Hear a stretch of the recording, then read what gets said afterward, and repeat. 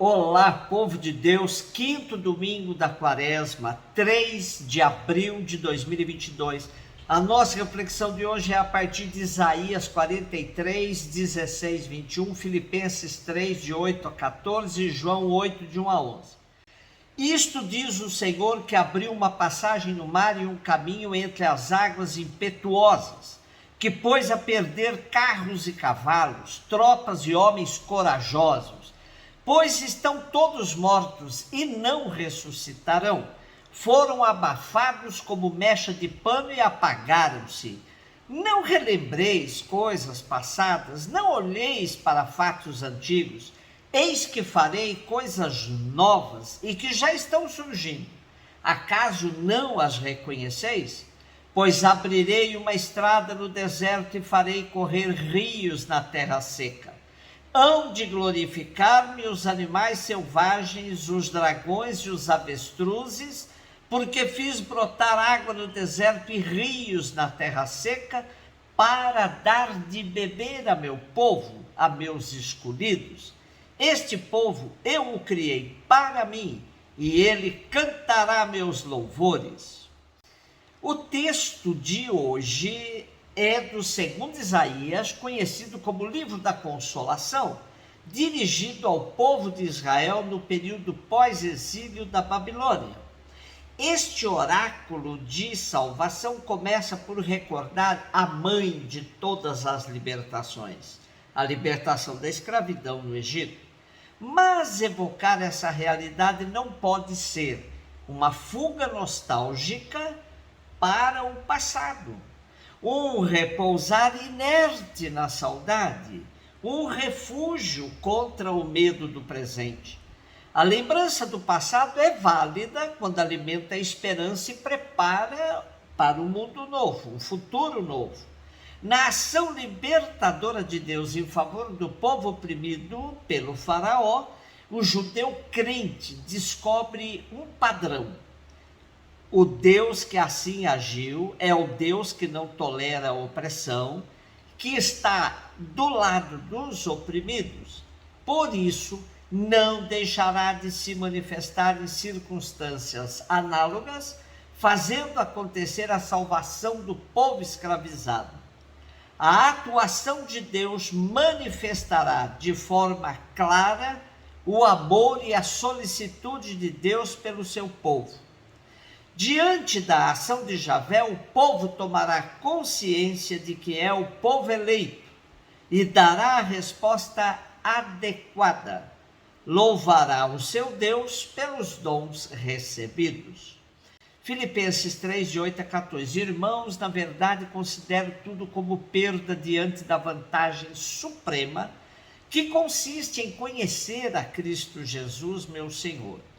Por causa dele eu perdi tudo, considero tudo como lixo para ganhar Cristo e ser encontrado unido a ele.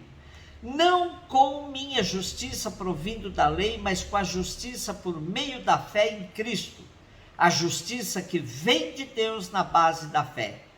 Esta consiste em conhecer a Cristo, experimentar a força da sua ressurreição, ficar em comunhão com os seus sofrimentos, tornando-me semelhante a ele na sua morte, para ver se alcanço a ressurreição dentre os mortos. Não que já tenha recebido tudo isso, ou que já seja perfeito, mas eu corro para alcançá-lo, visto que já fui alcançado por Cristo Jesus. Irmãos, eu não julgo já tê-lo alcançado. Uma coisa, porém, eu faço, esquecendo o que fica para trás, eu me lanço para o que está na frente. Corro direto para a meta, rumo ao prêmio que do alto Deus me chama a receber em Cristo Jesus. A carta aos Filipenses é uma carta afetuosa e terna, que Paulo escreve da prisão aos seus amigos de Filipos. Paulo está preocupado com o grupo judaizante que gosta da ostentação e semeia na comunidade doutrinas diferentes das anunciadas por ele. Ao exemplo e à pregação desses judaizantes que alardeiam os mais diversos títulos de glória, Paulo contrapõe o seu próprio exemplo. Só a identificação com Cristo, a comunhão de vida e de destino com Cristo é importante. Só uma vida vivida na entrega, no dom, no amor que se faz serviço aos outros, ao jeito de Cristo, conduz à ressurreição, à vida nova. Mais um dado importante. Paulo está consciente que partilhar a vida e o destino de Cristo implica um esforço diário, nunca terminado. É até possível o fracasso, pois o nosso orgulho e egoísmo estão sempre à espreita. E o caminho da entrega do dom da vida é exigente, mas é o único caminho possível, o único que faz sentido para quem descobre a novidade de Cristo e se apaixona por ela. Quem quer chegar à vida nova, à ressurreição, tem de seguir esse caminho. João 8, de 1 a 11, Jesus foi para o Monte das Oliveiras. De madrugada voltou de novo ao templo. Todo o povo se reuniu em volta dele. Sentando-se, começou a ensiná-los. Entretanto, os mestres da lei e os fariseus trouxeram uma mulher surpreendida em adultério. Colocando-a no meio deles, disseram a Jesus: Mestre, esta mulher foi surpreendida em flagrante adultério. Moisés, na lei, mandou apedrejar tais mulheres. Que dizes tu? Perguntavam isso para experimentar Jesus e para terem motivo de o acusar. Mas Jesus, inclinando-se, começou a escrever com o dedo no chão. Como persistissem em interrogá-lo, Jesus ergueu-se e disse: Quem dentre vós não tiver pecado, seja o primeiro a atirar-lhe uma pedra.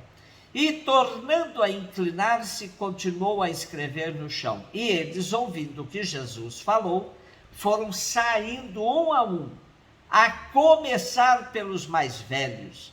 E Jesus ficou sozinho com a mulher, que estava lá no meio do povo. Então Jesus se levantou e disse: Mulher, onde estão eles? Ninguém te condenou? E ela respondeu: Ninguém, Senhor. Então Jesus lhe disse: Eu também não te condeno. Podes ir, e de agora em diante não peques mais. O cenário do evangelho de hoje coloca-nos frente a uma mulher apanhada em adultério. De acordo com Levítico, Deuteronômio, a mulher devia ser morta. A lei deve ser aplicada? É esse o problema que é apresentado a Jesus. Este texto parece-se muito mais com o Evangelho de Lucas, que destaca a misericórdia do Pai com os pecadores. Alguns biblistas dizem que foi colocado aqui, quebrando a unidade dos capítulos 7 e 8 de João. Jesus, colocado contra a parede pelos mestres da lei e fariseus que apanharam uma mulher em adultério. Jesus sabe que o pecado não é um caminho aceitável, pois gera infelicidade, rouba a paz. No entanto, também não aceita pactuar com uma lei que, em nome de Deus, gera morte. Porque os esquemas de Deus são diferentes dos esquemas da lei. Jesus fica em silêncio durante uns momentos, escreve no chão como se pretendesse dar um tempo aos participantes da cena para perceber aquilo que estava em causa, e finalmente convida os acusadores a tomar consciência de que o pecado é uma consequência dos nossos limites e fragilidades e que Deus entende isso. Quem de vós estiver sem pecado, atire a primeira pedra. E continua a escrever no chão à espera que os acusadores da mulher interiorizem a lógica de Deus, a lógica da tolerância e da compreensão. Quando os escribas e fariseus se retiram, Jesus nem sequer pergunta à mulher se ela está ou não arrependida. Convida-a apenas a seguir um caminho novo de liberdade e de paz. Vai e não tornes a pecar. O episódio põe em relevo a intransigência e a hipocrisia humana que sempre nos levam a julgar e condenar os outros. Jesus denuncia aqui a lógica daqueles que se sentem perfeitos e autossuficientes, sem reconhecerem que estamos todos a caminho e que, enquanto caminhamos, somos imperfeitos e limitados. É preciso reconhecer com humildade e simplicidade que necessitamos todos da ajuda, do amor e da misericórdia de Deus para chegar à vida plena do homem novo. A única atitude que faz sentido neste esquema é assumir para com os nossos irmãos tolerância, misericórdia que Deus tem para com todos. Na atitude de Jesus torna-se particularmente evidente a misericórdia de Deus para com todos aqueles que a teologia oficial considerava marginais. Os pecadores públicos, os proscritos, os transgressores notórios da lei e da moral, encontram em Jesus um sinal do Deus que os ama e que lhes diz: eu não te condeno. Sem excluir ninguém, Jesus promoveu os desclassificados, deu-lhes dignidade, tornou-os pessoas, libertou-os, apontou-lhes o caminho da vida nova, da vida plena. A dinâmica de Deus é uma dinâmica de misericórdia, pois só o amor transforma e permite a superação dos limites humanos. É essa a realidade do reino de Deus. Um beijo no seu coração.